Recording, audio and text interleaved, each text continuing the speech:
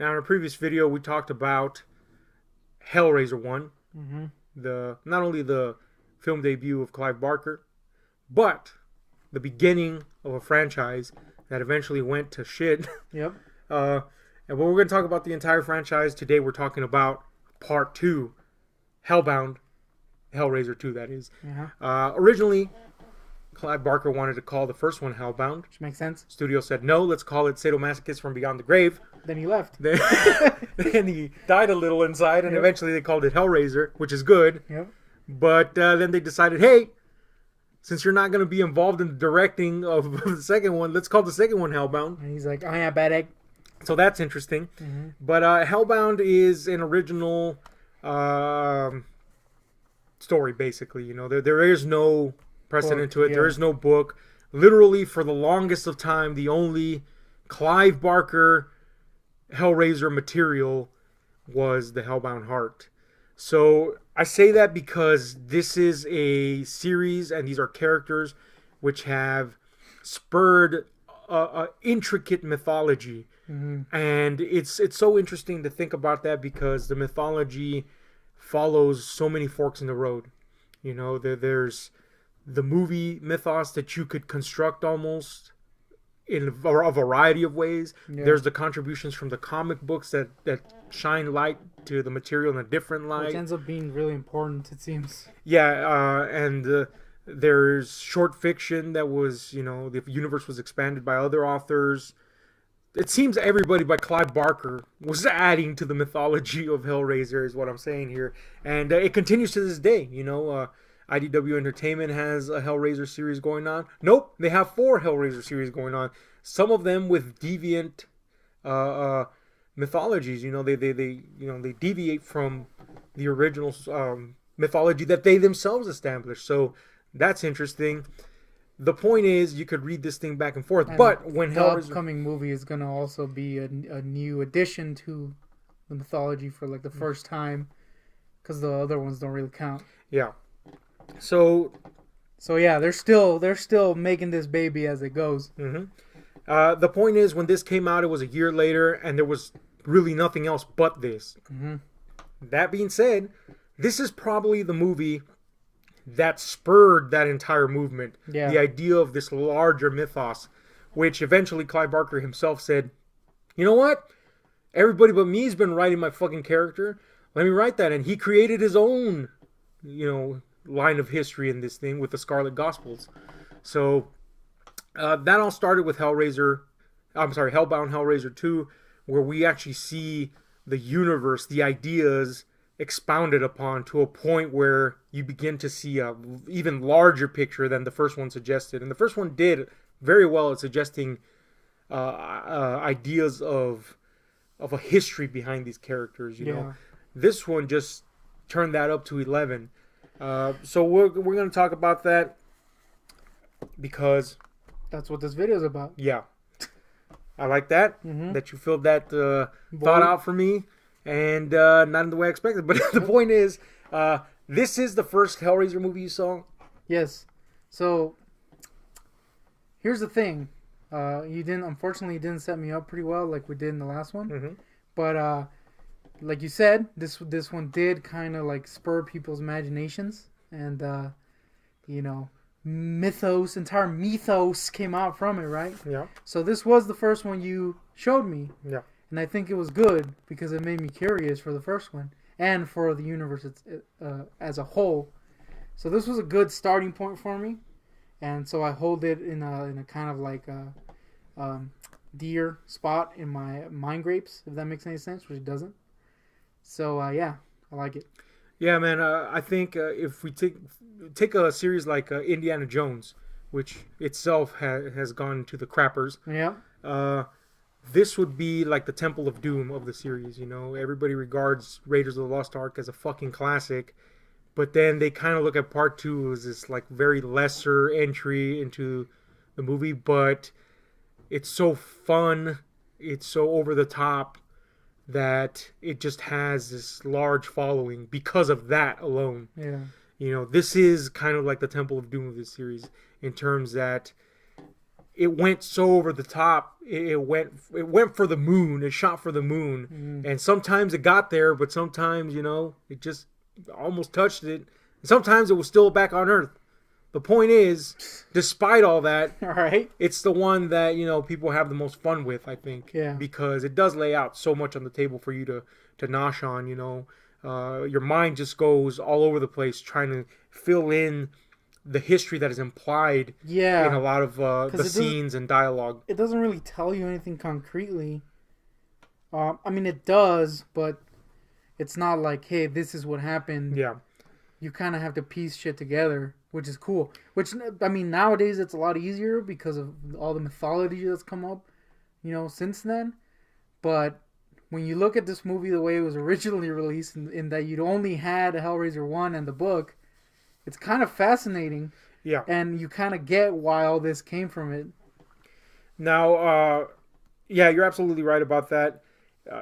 In terms of just the movies alone, the most we ever got to contribute to concrete history is Till Bloodline, where some of the characters engage in dialogue, which really kind of sets the stage for what happened in hell and why it is that way and all that stuff. But really, they were. I don't want to say they were making this up as they go along, because there's clearly intent here. But this was ambitious in terms of what they did, and it worked. It worked because it made people go, "Wow." As big as ambitious as the movie is visually and what it actually presents to you on screen, it's more ambitious in the sense of what it spurs in the viewer's mind, because they want to delve further into it and they fill in gaps and stuff like that. I kind of see it. I mean, it's not a great comparison, but I kind of see it in how Phantasm did its world building. Mm-hmm. In that, the first one you get kind of a small thing that gives you an idea of what's happening. And then as it goes along, it kind of just gives you more and more, and you become more curious. Only in that one, I would say it's more concrete, obviously. Yeah. Until Ravager. But this is more like in your mind, you're just kind of filling in gaps. And yet, it all feels really solid. Yeah, it really does. Interesting.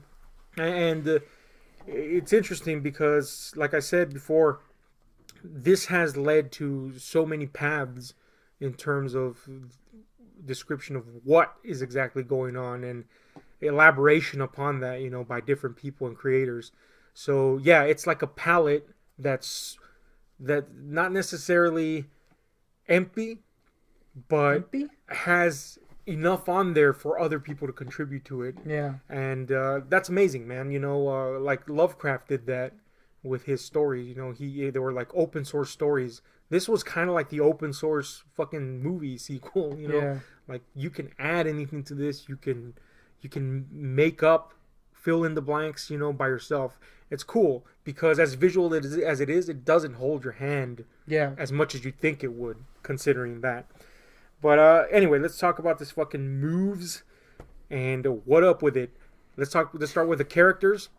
And I gotta say that the first thing I love about this movie is that it got rid of that asshole from the first one that's fucking useless as shit. Literally wrote him off. Yeah, wrote him off Hellboy 2 style by saying, "Yeah, that guy's fucking gone." I like how they kept Kirsty in for interrogation, but they just let him go. Yeah, that makes absolutely no sense. I mean, it kind of does in terms of Chenard, but it makes no sense in terms of the cops. Yeah, But yeah, man, I love that they got rid of that piece of crap. Now they replaced him with this other guy, and they killed him at the right time, so that's good. I because kind of like that guy. He was so over the top that it was almost hilarious, especially his reactions. I kind of like. Jesus Christ, that's weird. Yeah, that was weird. I kind of liked him though. It's a sad part. Yeah, at least he did something. Yeah, I will say, just to add to this asshole from part 1, fucking part 1 asshole kept coming in at the right fucking times, by the way, because he couldn't get away from Kirsty. But in this one, it's like we sent him home and he just doesn't care anymore. Yeah, I know. Which I guess, look, I'm just gonna rewrite history here and suggest something. Maybe the reason he didn't react to the Cenobites in the first one was because he was in shock. Yeah. So the reason he doesn't come back to help Kirsty is just like, fuck that shit. I ain't not going back to that shit anymore. It finally hit him. There's actually a cutaway that was cut out of the movie, and where it just cuts to a closet and he's hanging. I wish. Yeah. It fucking sucked. But no, of course, none of that is true. The truth is he fucking licked So they cut him out of the movie, which Yep. is good. It's fantastic. Unfortunately, we also lose. I say unfortunately, but it's kind of like a mixed blessing, a blessing in disguise. And we lose Andrew Robinson as Larry Cotton. And again, a mixed bag because originally the script was written with him being a driving force for Kirsty's, intent Yeah. in the movie. She's trying to find him. Yeah, and they use that still, it spurs the action, at least on her behalf, for her plunging back into the depths of hell, or the labyrinth of hell. It's still used, but it's kind of a red herring effect. Yeah. Where instead she's being lured there partially by Frank. And I do kind of like how they kind of reference the fact that, he's kind of dead. And he's like, he's freaking dead, dude. I forgot what he says exactly. That's not the exact line Frank says, but he does say something to that. Effect, yeah. That he's dead.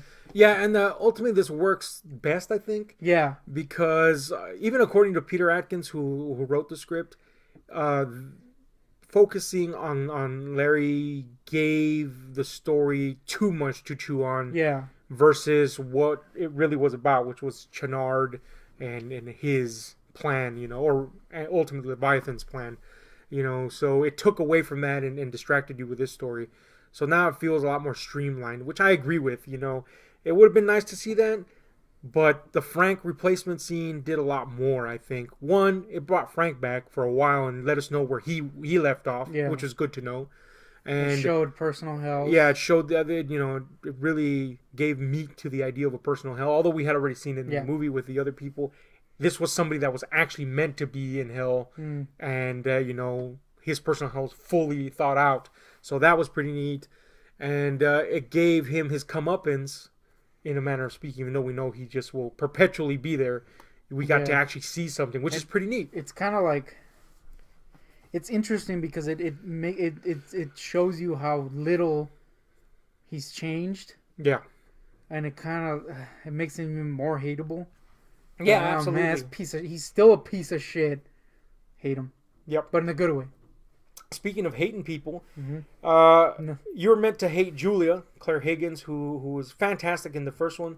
But I think here she really latched onto the role and had a little bit more freedom to do things. We find out in the course of the movie that after she was dragged to hell, she found some sort of favor. It's not exactly clear how or when or exactly what went on, but she found some sort of favor in Leviathan, the overlord of hell, and she was used as a tool to lure our characters back in, our main characters back in, especially Channard, Dr. Channard, which we'll talk about right now, who is obsessed with the occult and ultimately becomes part of Leviathan's plot. But Julia herself actually grows as a character. She's unlike Frank. She's learned something, but it's not something good. She's learned that she found something better than Frank, who betrayed her, by the way. So she moved up. She moved up, basically, with a bigger dick, a bigger prism dick. But anyway, the point is, she moved up, and she's in service of Leviathan, and as a result of that, she's kind of like this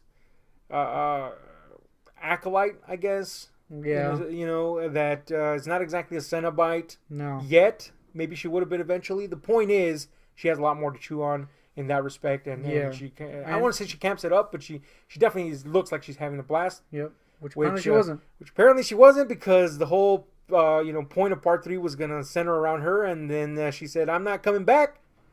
So I guess she didn't have that much fun as but it looks like she was having some fun, so that's good. It does. I think her character does lend more to the power of the Leviathan, because it kind of like it gives you that. To me at least, it was always like she realized how big and important this thing was, or like powerful this thing was, and she's like, all right, I'm in. Yeah. Kind of like again, it's like a Lovecraftian kind of feel where it's like, yep, I'm into this thing now. So like solely into this thing now.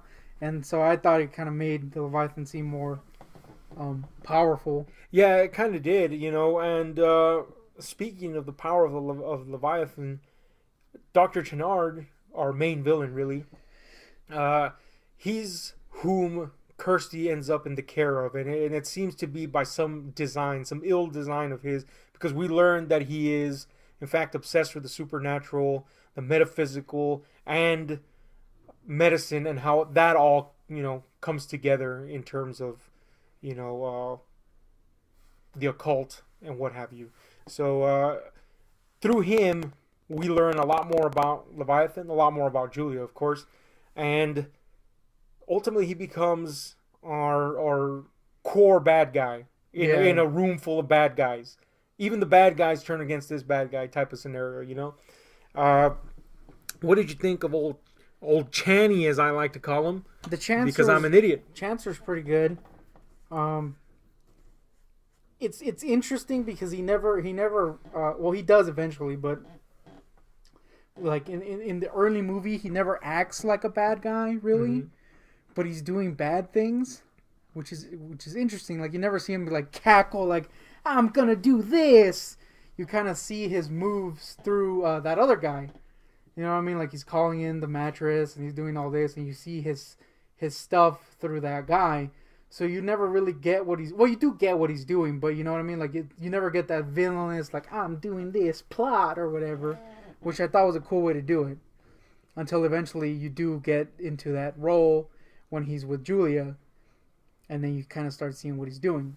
Yeah, you're right. He's never like a snidely whiplash type of character, It really rubbing helped. his hands, He actually kind of seems like, for a little bit in the movie, he seems like a little bit like not scared, but like iffy about it. But there's still like intent to do something. Yeah, it's more about, and even the Cenobites express this, it's about desire, it's about curiosity, and we can all relate to that. I think everybody at one point or the other has been fascinated by the forbidden, by that which we should not speak about, and I'm not talking about fucking Voldemort. I'm talking, but even that, there's a fascination to evil, and that's that guy. He's not entirely evil. Like he's doing this, but it's a matter of tipping that over the edge. And it's interesting because they show it through like a freaking doctor. Yeah, and then you see all the bad shit he's doing, but he's still very like. He's keeping up the facade of normalcy. Yeah, which is cool and because it's kind of a realistic. Yeah, you're absolutely right. That's exactly how exactly anybody would act. Yeah, we don't put our dirty laundry out there for everybody to see. We do it in the dark. We do it on our own, which he does. The phone call, etc. Yeah. Our machinations are kept to ourselves, and you don't get the full picture right away. You start seeing his depths as the movie goes on. Yeah, and I think the ultimate expression of that is when he expresses fear in the face of Leviathan, and Julia asks him, "Is this not what you wanted?" And that, again, very true to how we would react. I can attest to that, having been to prison. I didn't fucking sign up for this shit, even though I was whole hog into being a dumbass. Yeah, didn't sign up for this, and that's where he's at. But then the Leviathan takes him, and when he arises in his full Cenobitic form, we get him realizing why did I fucking fear this? Which is an interesting turn, because that means he was worthy enough. Frank wasn't even worthy to be a Cenobite, but he was worthy enough. His desire made him worthy, and from this point on, he becomes a complete wisecracking, pun-filled jackass. For some fucking reason, which is funny as hell, by the way. It doesn't make any sense, and actually, this is the first time I noticed it. Somehow. And I addressed it. Why the hell has he become a pun-filled jackass? And you're like, But I kind of liked it. Yeah, it is weird. It kind of goes into, that silly kind of 80s vibe there, because he does embrace, the ludicrous fucking need to just crack wise every fucking second. I do like the explanation you gave, though, for him doing that, in that maybe the Leviathan just kind of wanted to feel. Yeah. And was like, I'm partaking in this. Yeah. And I think this idea is really comes across the best when Kirsty makes Pinhead especially, and then subsequently the other Cenobites realize that at one point they were human. they've forgotten this by, some means or another, and she makes them touch back to their humanity, and they turn on the Leviathan. And instead of him being disappointed that his acolytes are turning against him, he revels in the idea of a fight. It's like something that's been stuck in a cocoon forever, finally stretching its wings out. I think, and that kind of would explain why he's zealous and cracking jokes. I think maybe, when you see you don't really get. I know since then it's been expanded on, at least I think it has, but you don't really see how Pinhead guy, I don't know his name, got the box. You don't really know his intent behind it in the movie. I think maybe Chenard was so worthy of Leviathan being his vessel that he was just like, all right, I'm totally into this, and I can, whereas the Cenobites, at least the way I saw it, they're kind of more like servants to the Leviathan, and I don't know if they're fully like, their hosts weren't fully into the idea, whereas it seems like Chenard is, and it's kind of supported by the line he gives when he leaves the thing is like, why did I? Yeah. So I think maybe Chenard his desire was so heavy that he was worthy of being the Leviathan vessel, whereas the Cenobites were servants. And that's why they kind of turn on him. Yeah, it's definitely a possibility. It's not to be taken out of the running because, again, as we say, there's like a million. Yeah, and that's what's so cool about it. Yeah, iterations to what's really going on. But yeah, it wouldn't strike me as odd at all because and it would kind of make sense why he's punning all the time. The movie suggests that this particular movie suggests that the other Cenobites were at one point unwilling hosts. So. And this is later changed in the history provided by other media in terms of their worthiness. Yeah. But in this particular movie, at this point in history, they show.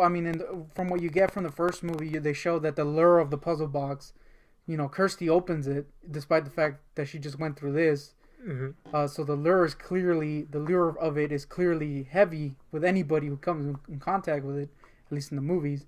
So maybe these people weren't necessarily bad. Yeah. Well, I think Kirsty's intent was more because of her father, but no, in the first movie where she gets scared and yet she's like suddenly she's happy and like fascinated with opening it. Remember that scene? Barker touched upon this again in the Scarlet Gospels, and he's really the one that's expounded on it the most. Now, in later movies, like especially Bloodline, you get that idea that there's an allure to the box that makes you want to open it, no matter who you are. You may not even be seeking it, and if you see it, you want it. But in the Scarlet Gospels, Barker goes whole hog into this, and our main character, Harry D'Amour, which is one of his most popular characters from his other series, including Lord of Illusions, by the way, when he comes into contact with a box, cannot avoid opening it, and he really does that exceptionally well. But at this point in the movie, and the series, we didn't have that fully fleshed out, but the impression is definitely there. Yeah, you do get it in the first movie and how she's so weirdly fascinated with the box all of a sudden.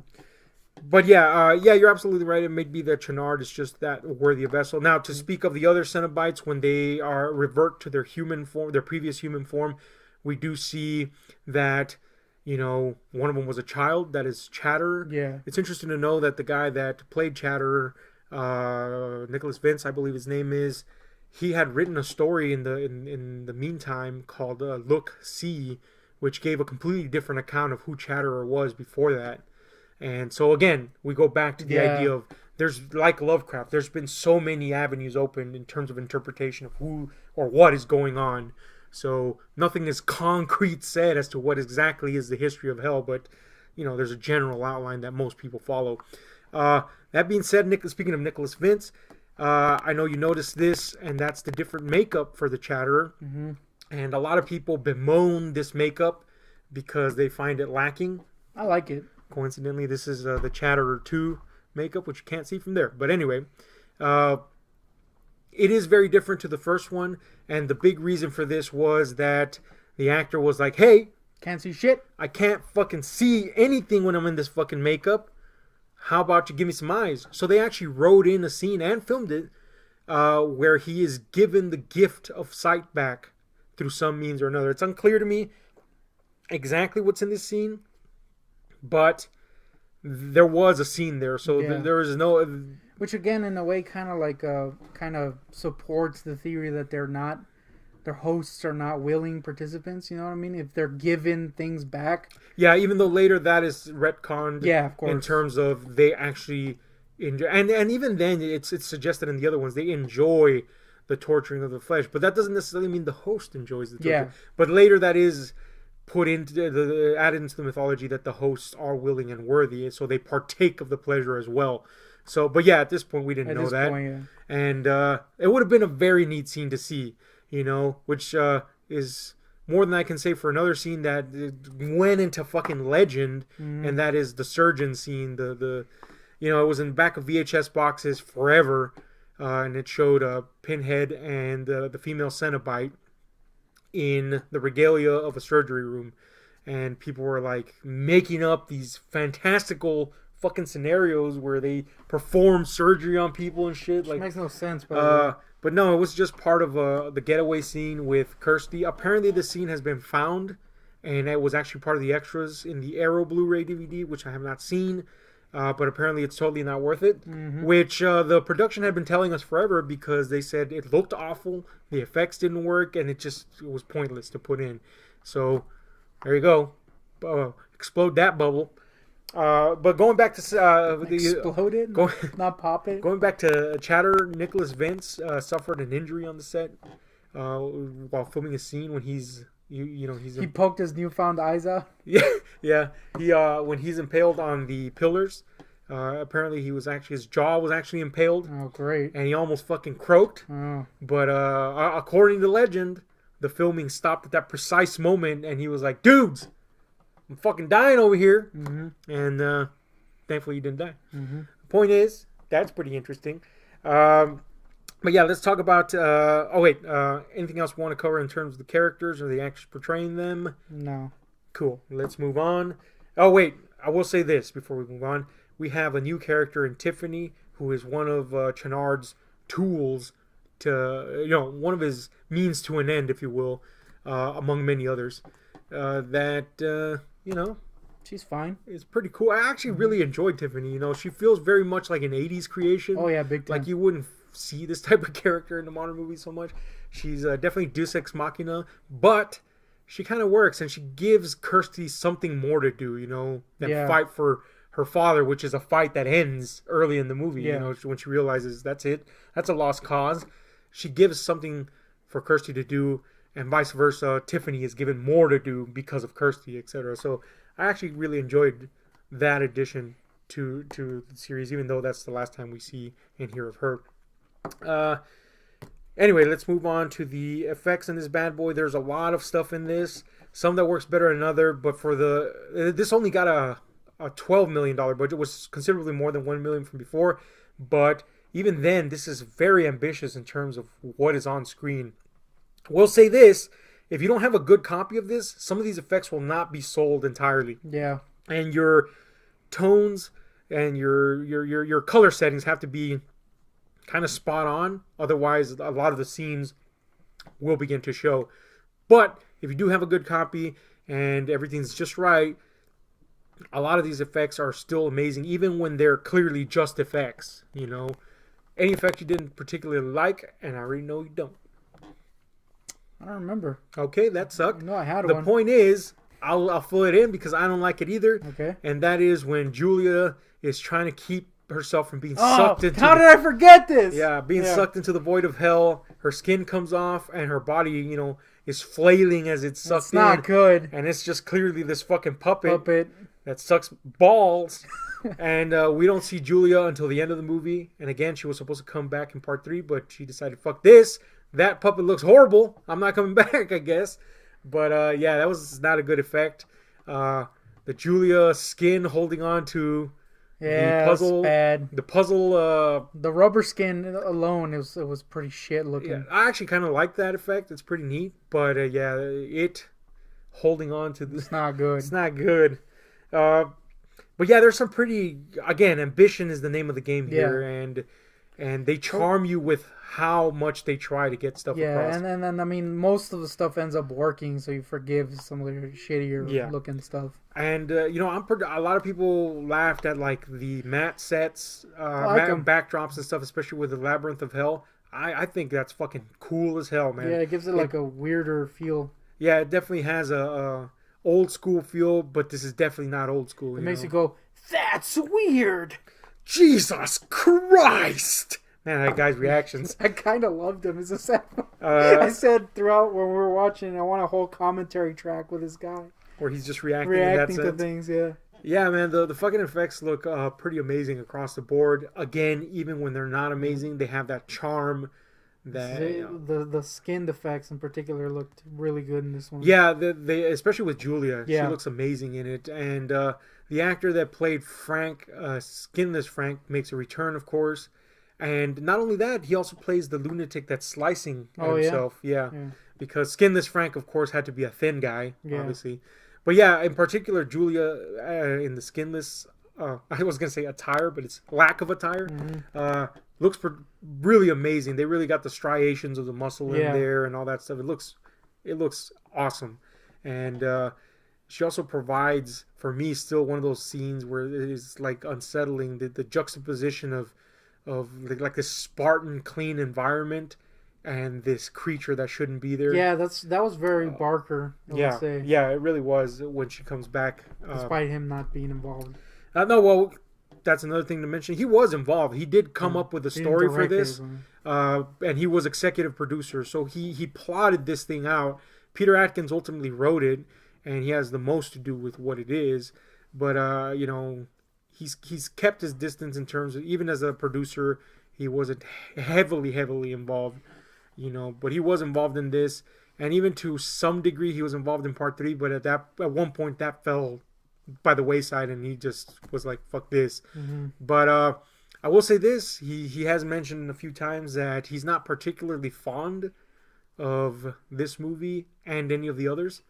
It's gotten to the point with the sequels, especially with Revelations, where Dimension Films was touting it as from the mind of Clive Barker, where he just said, this is not even from my mind, this is not even from my fucking ass. He's gone to hate these sequels, and it has a lot to do with the fact that they took away the control from him and creative teams that gave a damn. Although he might not agree with everything in Hellraiser 2, he appreciated what they did, and Tony Randall took on the directing job because he loved working with Clive Barker, and you can tell because he expands on a lot of the themes, and he really revels in the universe that was the foundation set of that universe in the first one. And Pete Atkins, the writer for 2, 3, and 4, clearly loves this stuff, and he's continued to write short fiction about the universe, but that's gone by the wayside. So anyway, back on track here. Let's talk about the score, which once again, pretty great. Is pretty amazing. If anything, a little better than the first one at times. Yeah. It's much more grandiose. It's it's recurring themes from the first one when you need them, bigger things when you need them. It's awesome, man. There's nothing to say about this score, but it's great. It's one of those you should have, as an album. The visual and aesthetic appeal of this, let's take part 1 and let's add something else to it. That's where we went with this. They ratcheted up to 11. We really get to see the landscapes of hell in a different light, if you will, a dark light, if you will. And yeah, man, what'd you think about all that? I thought all that stuff worked good, but I thought it was really exceptional when it was a little bit scaled down. Specifically, I can think of one scene that I thought was freaking badass, and that is the opening scene I don't know, it might have been an early scene with the general, whatever the hell he is, turns into Pinhead, and when he starts opening the box, that all the lights kind of like start going. That looked really good, and it was of course a callback to the first movie. But yeah, of course you do get the bigger scale stuff later on, and all that stuff looks cool. So it was kind of an interesting mix of smaller scale that looks really badass, and really well done, huge scale stuff. Yeah. And it did everything pretty well. I wouldn't say it was as good as the first movie. I think the movie had a more artistic view, the first one. But this one, I tried to do that, and it mostly succeeded. Yeah, it was definitely it was definitely somebody else's movie, but they weren't trying to spit on what came before it. Yeah, They were it was trying to pay respecting. they were trying to pay homage to it and build their own view of the world, Yeah. which it does pretty well. So, yeah, kudos to Tony Randall who did that. I do want to also say that this movie has a scene that used to scare me as a kid, and it's still pretty unsettling. And I noticed that the actual sounds that play throughout is a callback to the first movie. And every time you see Frank, there's that heartbeat sound. And they use that again in this and mix it in with some kind of eerie music. And that kind of droning sound is really spooky. And you see it, you don't see that, but you get that kind of like droning sound early on with the pinhead scene. I really like that. I thought it made it kind of feel eerie. You don't get a lot of it, but you do get enough of it to make those smaller scenes feel kind of spooky feeling. Yeah, I agree, man. It really is very well executed in that sense. Yeah, and it's kind of great, especially if you see the first one in that scene where with Skinless Dad, it pretty much gives it away that it's Frank because of the callback to that sound that you get with the Frank in the first movie. So it's kind of a good little way to let the audience know, or when you look back at it, you're like, oh, that's cool. Yeah, a lot of intention behind it. In other words, yeah, absolutely. Very, very good point you brought up there. Now we pretty much covered everything. Little picture. What do you say we rate this? Well, first of all, any last thoughts? I do want to say that some of the stuff in Hell is a little bit, I'm not gonna say hit or miss, but like you said, you have to get a good copy of it because some of the scenes start to show. But the ambition behind it and the scale behind it makes you forgive a lot of that stuff, and it really does feed into your imagination. Yeah. And really, just the tricks they use to get away with some of the stuff is really cool, just on a effects standpoint. I will say that I like the cleaner look of the early half of the movie. But once it gets into Hell, it's just like, whoa, this is interesting, and I want to be here longer, despite the fact that it's like half the movie. Pretty great.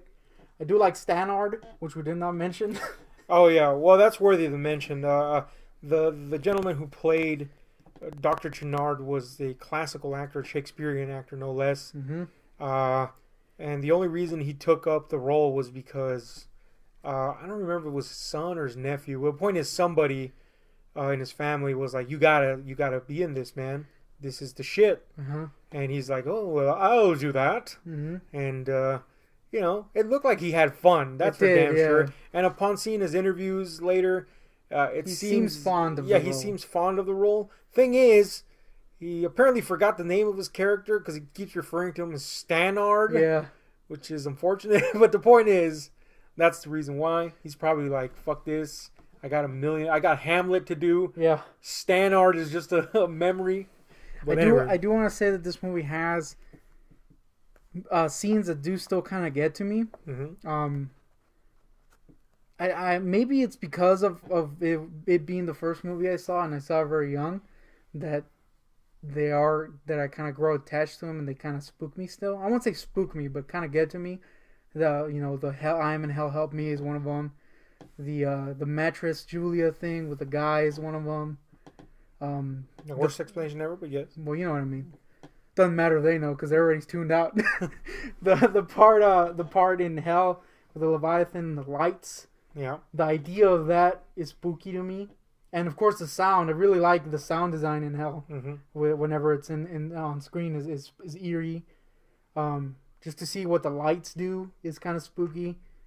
So yeah, like just like the scope of it and all the shit that's implied without it ever going, this is what it is the reason why I think I like this one a little bit better, despite it being a not as good movie as the first one, which is why I'm going to give it a 0.5 rating above Hellraiser 1, despite that one being a better movie. So a final rating of? Of 9.